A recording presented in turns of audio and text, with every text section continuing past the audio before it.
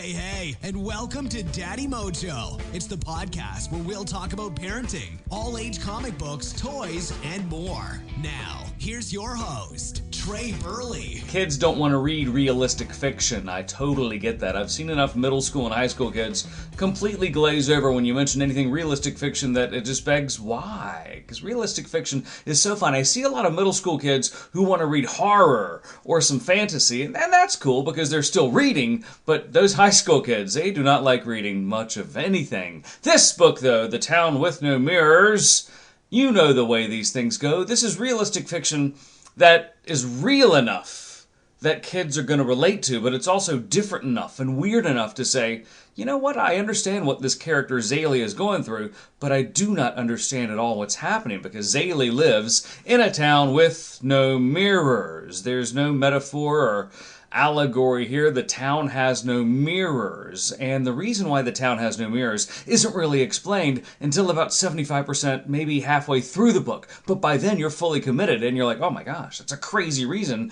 not to have mirrors. I gotta read the rest. And it does a great job of infusing mystery in with the realistic fiction. I use the Reese's Peanut Butter Cup method because the mystery is the chocolate and the realistic fiction is the part that nobody wants to get to, but there's enough chocolate, enough mystery that hooks people in to where those kids in middle school and up, they're going to dig into the town with no mirrors and thoroughly enjoy it. They're going to be surprised to and hopefully read more realistic fiction. Who knows? But they'll enjoy this book. It's The Town with No Mirrors, and it's going to be great for those kids in grades 6 all the way through 12. Thanks for listening to Daddy Mojo. Be sure to tune in next time. For more information on any of the things we talked about today, just check out the website, daddymojo.net, or hit us up at Daddy Mojo on social media.